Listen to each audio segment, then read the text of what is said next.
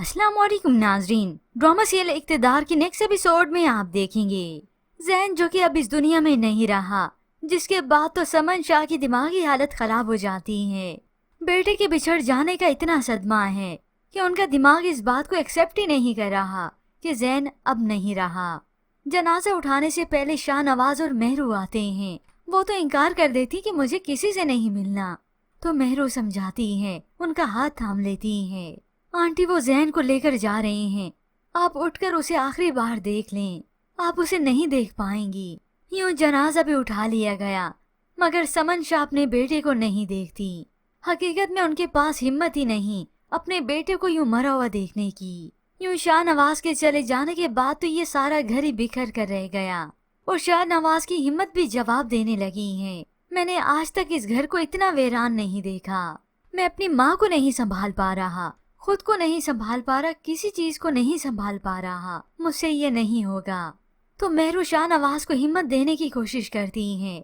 Aunty ने अपना बेटा खोया है, आप खुद को मजबूत करें। अगर आप ही कमजोर पड़ जाएंगे तो उन्हें कैसे संभालेंगे। यूं शाहनवाज खुद को मजबूत करने की कोशिश करता है, मगर बेसुध रहा। और इस तरह से समन शाह की सारी सियासी एक्टिविटी एक तरीके से बस खत्म ही हो जाती है। उन्हें तो अपना होश नहीं रहा, तो इस पार्टी को क्या संभालेंगी। यूं कुछ दिन बीत जाने के बाद समन शाह का वो गार्ड आता है। समन शाह को तो अपना होश नहीं, तो वो शाहनवाज के पास आया पॉलिटिकल सारे मामलात लेकर, मगर शाहनवाज तो खुद बिखरा हुआ है।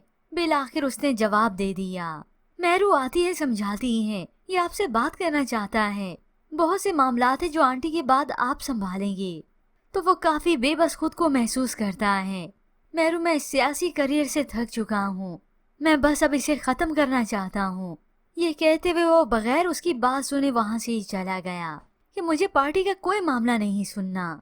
ये सुनने के बाद तो मेहरू खुश हो जाती है कि बिल आखिर शाहनवाज और ये पूरा खानदान इस सियासत को ही अब छोड़ देगा, क्योंकि मेहरू को तो अच्छे से अंदाजा है कि इंसान रहे इस सियासत में और सीधा चले ऐसा मुमकिन नहीं।